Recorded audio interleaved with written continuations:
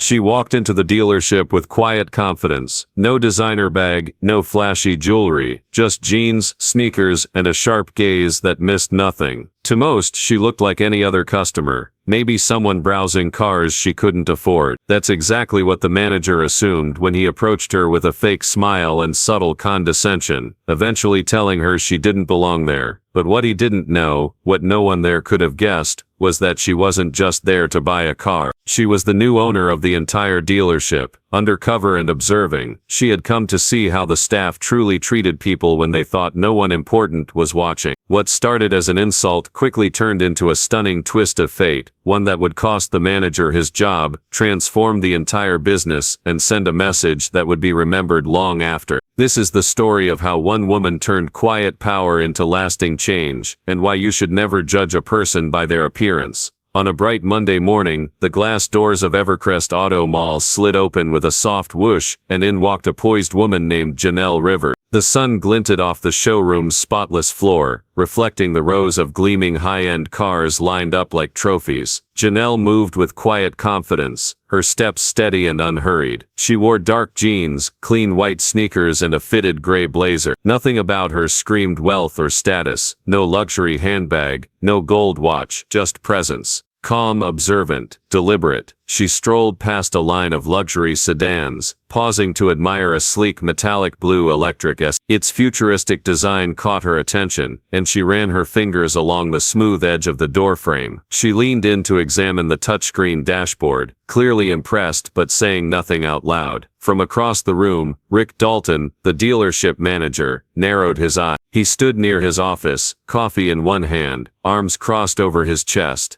A tall man with a weathered face and thinning hair, Rick had been in the business for decades. He liked to think he could spot a real buyer from a mile away, and in his eyes Janelle didn't fit the profile. She doesn't look like she can afford the wax job on that SUV, he muttered to a young salesman nearby, who gave an awkward chuckle. Rick straightened his blazer and handed off his coffee cup. I'll handle this. He walked over with exaggerated authority in each step, like a sheriff in an old western. Janelle looked up as he approached. Hey miss, he said, flashing a tight dismissive smile. Just a heads up, this section here is for serious buyers only. Janelle blinked, puzzled but composed. I am serious. I had a few questions about this model actually. Rick didn't let her finish. Sure, he said, waving a hand. But these are top-of-the-line vehicles. Fully electric, premium upgrades, financing through private banks. Not everyone's a fit for the... Janelle raised an eyebrow. And what exactly makes someone a fit? Rick gave a short laugh, pretending to be friendly. No offense, but we've had people come in and waste hours asking about features they're never gonna use. I just like to be upfront, save everyone time. You know how it is. Janelle smiled politely, but her eyes narrowed just slightly. She could feel the weight behind his words, not just what he was saying, but what he was really saying, and she wasn't surprised, not entirely. I see, she said quietly. You might want to check out the used car section. It's around the back. More options in your range, probably.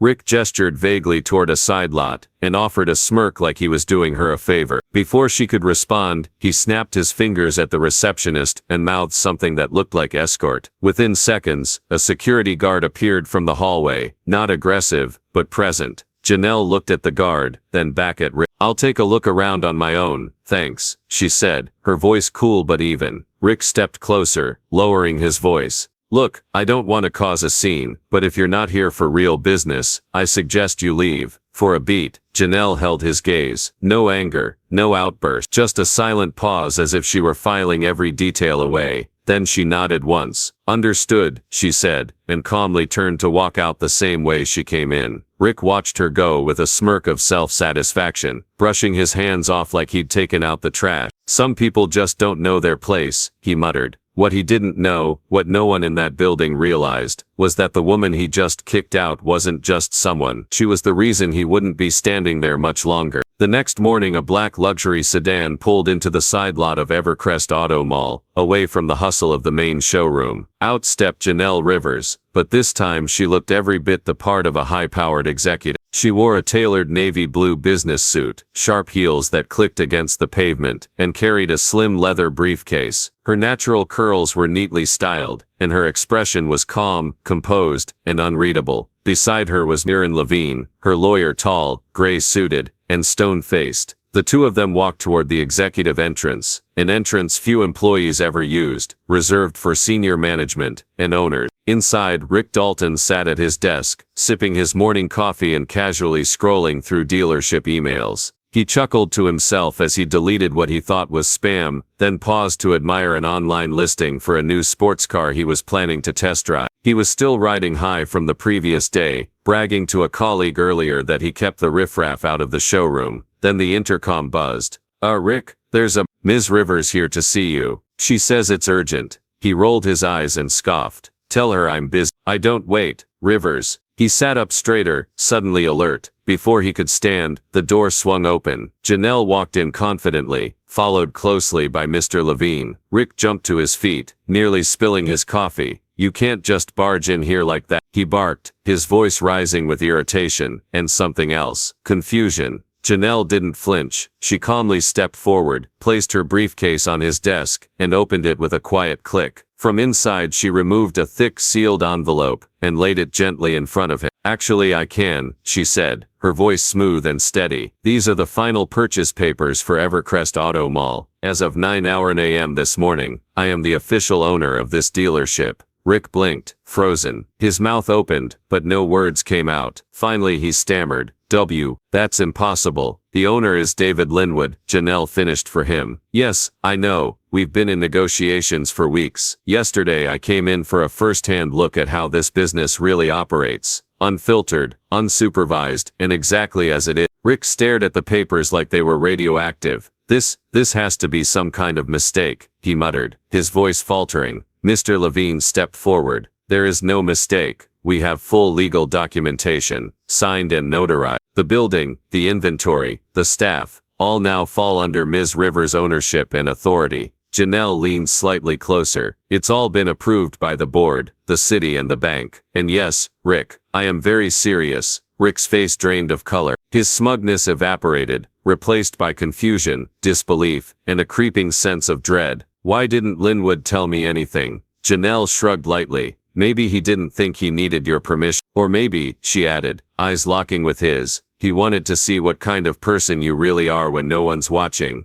Silence fell over the room like a heavy curtain. Rick shifted uncomfortably, then tried to laugh it off. "Well, look, Ms. Rivers, this is a surprise, no doubt, but I'm sure we can work something out. We got off on the wrong foot. Let's start fresh, yeah?" But Janelle was already closing her briefcase. "Oh, we're past introductions, Mr. Dalton. Now I'm here to get to work." She turned and walked out of the office, without another word, leaving Rick behind, shaken, speechless, and for the first time in years, completely powerless. After the dramatic handover, Janelle Rivers didn't rush to change things overnight. Instead, she chose to observe, quietly, patiently, and with a sharp eye for everything that might otherwise go unnoticed. For the next several days, she made her presence known, but kept her intentions subtle. She didn't show up with clipboards or demands. She simply watched. From her temporary office on the mezzanine, previously an unused storage space, she had a clear view of the main showroom floor. Each morning she arrived before opening, and left after closing. She walked the halls like a shadow, unseen but alert. Every interaction, every transaction, every whispered comment, she logged mentally and later on paper. One of the first things she noticed was how the staff treated different customers. It was subtle at first. White customers were greeted promptly, offered coffee and taken on full showroom tours, often without asking. But when Black or Latino customers entered, they were often met with hesitation, or ignored altogether. Some were told to wait, even when sales associates were clearly available. Janelle watched it happen again and again. One particular moment struck her deeply. A well-dressed black couple walked in, interested in a luxury crossover SUV. Janelle leaned against the railing upstairs, and watched as they lingered near the car, visibly excited. No one approached them for nearly 10 minutes. When they finally asked for assistance, Rick himself casually redirected them to the used lot out back, making assumptions without even hearing their names. Janelle clenched her jaw but said nothing. Not yet. In the finance office, she examined the books and internal memos. There were sales disparities she couldn't ignore. Certain employees, particularly those with poor customer satisfaction reviews, were making the highest commissions, often tied to customers who looked just like them. Even the bathrooms were telling. The employee-only facilities were in poor condition. Broken soap dispensers, paper towels constantly out, and trash left unemptied. It reflected a broader neglect, a message to staff that their comfort didn't matter as much as appearances. To confirm her suspicions, Janelle took her investigation a step further. She hired mystery shoppers, 5 in total. Each one was carefully selected, different races, ages, and genders. Each was given the same amount of information, the same budget, and the same instruction. Their task: walk in, ask about a specific car model, and observe how they were treated. The results were damning. The white mystery shoppers were given brochures, full walkthroughs, and offers for test drives within minutes. The black and Latino shoppers were either brushed off or redirected to cheaper models, without ever being asked about their financial situation. One young black man was even followed by a staff member as he moved around the showroom, treated like a potential thief instead of a potential buyer. Janelle compiled the results, time-stamped and documented every experience, and cross-referenced them with internal surveillance footage. The pattern was undeniable and sickening. Rick, it turned out, wasn't the only problem. Several senior sales staff members mirrored his behavior, perpetuating a toxic culture built on stereotypes and assumptions. And while some employees quietly did their jobs with respect and fairness, their efforts were often buried under the louder, bolder actions of those above them. But Janelle wasn't angry, she was focused, because this wasn't just about exposing a few bad apples. This was about rebuilding the orchard. So she began to plan something big, something public, and something permanent. The days of secret bias and silent discrimination at Evercrest were about to end, and the ones who had been ignored, dismissed or pushed aside,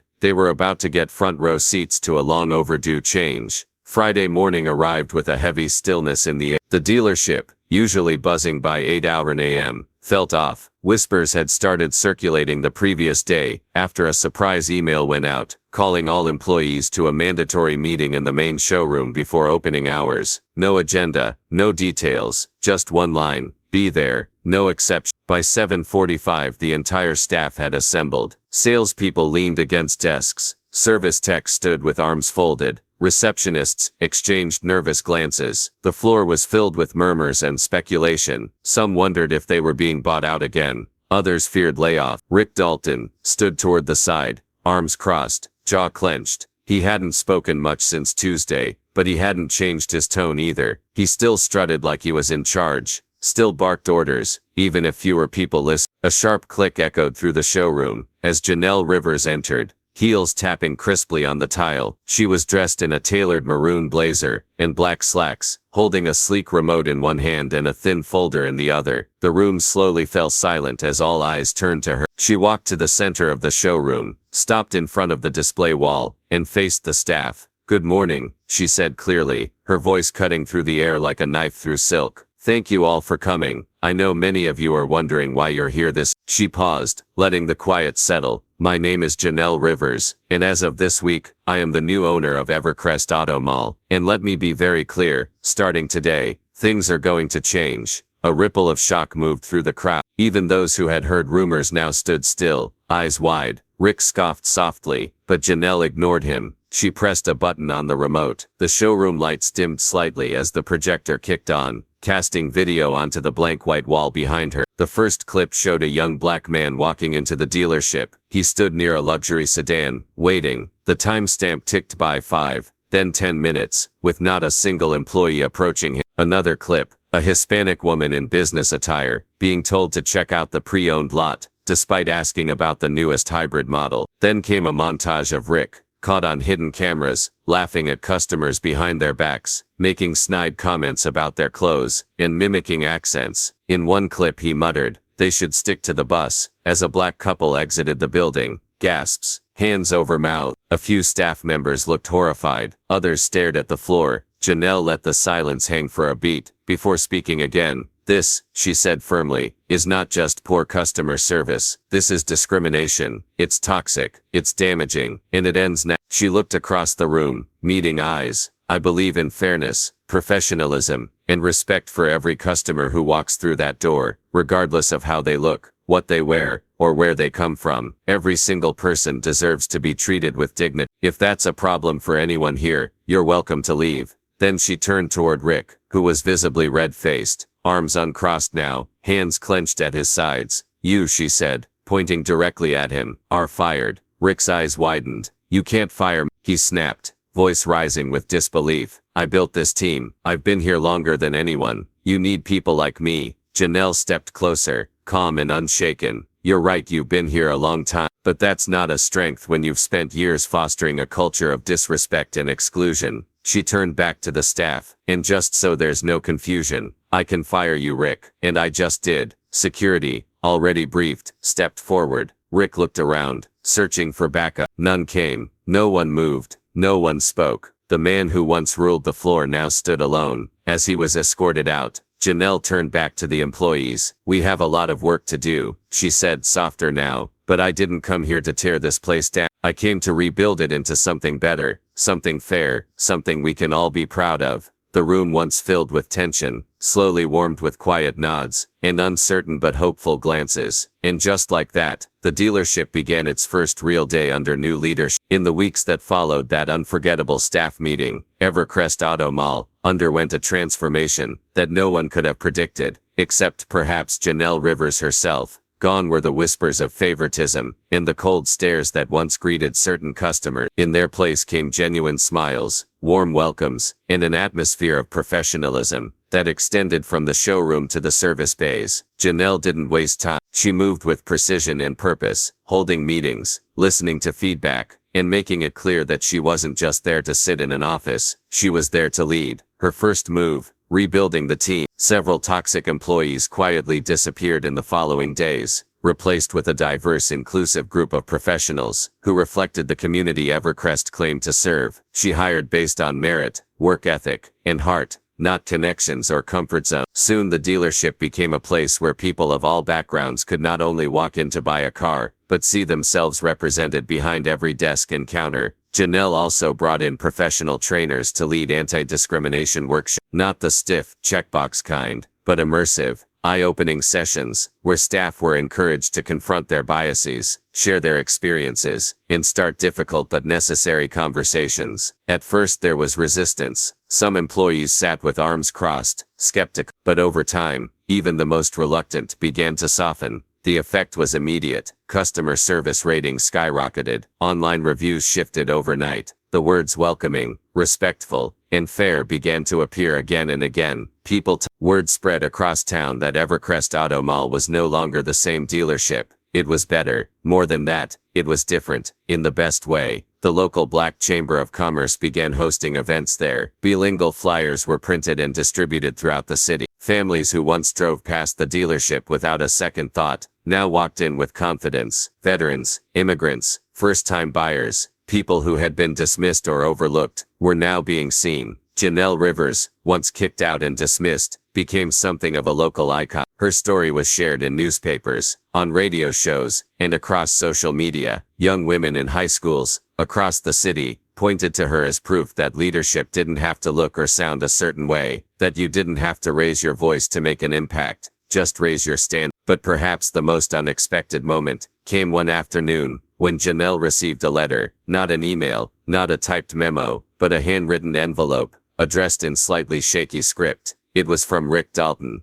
Inside was a short but heartfelt message. He apologized, not just for the way he treated her, but for the years he spent treating people as if they were less. He admitted he had never questioned the way things worked at Evercrest, until he saw them through her eyes. And while he knew he had no right to ask for forgiveness, he hoped that someday he could earn a small measure of respect back, not as a manager, but as a man learning to change. Janelle sat with the letter for a long time before folding it carefully and placing it in her drawer. She didn't need validation, but the gesture meant something. Later that week, during a live interview on a local news station, Janelle was asked what motivated her to take action instead of walking away. She smiled gently, her voice calm and sure. Change isn't easy, she said. It's uncomfortable, messy, and sometimes painful, but sometimes, all it takes is one visit, one moment of being underestimated, and the right woman in charge. Behind her, the Evercrest logo gleamed under new lighting, no longer just a dealership, but a symbol of second chances, earned respect, and the power of rising above. Janelle's story is not just a tale of personal triumph, it's a powerful reminder that appearances can be deceiving, and that the true measure of a person lies not in what they wear or how they look, but in their character, determination and ability to create change. From the moment she was unfairly dismissed by Rick Dalton at Evercrest Auto Mall, Janelle knew she had a choice. She could have walked away, angry and humiliated, but instead she chose to face the challenge head-on, transforming what began as an insult into a catalyst for change. When Janelle first walked into the dealership, dressed simply and without fanfare, she was underestimated. Rick, like so many others, assumed she was just another customer, someone who didn't have the means to make a significant purchase or contribute to the dealership in a meaningful way. But Janelle wasn't there to be dismissed. She wasn't interested in playing by the old rules of bias and assumptions. Her quiet resolve, paired with her deep understanding of how systemic discrimination works, drove her to take bold action. She didn't just reclaim her dignity, she took ownership of a space that had long excluded people like her, people of color, people who were judged based on preconceived notions. She could have easily chosen to remain in the background, but Janelle recognized an opportunity to do something far greater, change the system from within. Her actions went beyond the walls of Evercrest Auto Mall. They challenged long-standing biases, not only within the dealership, but across the community. By taking a stand, Janelle showed that leadership isn't about status or titles. It's about vision, a clear sense of what's right and the courage to implement it, no matter how difficult the path may be. She didn't simply remove a few bad actors. She restructured the very foundation of the dealership. She focused on diversity, equity and inclusion, ensuring that every employee was given a fair chance to succeed based on their abilities, not their appearance or background. By hiring a more diverse staff and creating a supportive professional work environment, she made it clear that fairness was at the core of her leadership, and as a result, customer service skyrocketed. But Janelle's transformation wasn't limited to internal policy. It extended to the way customers interacted with the dealership.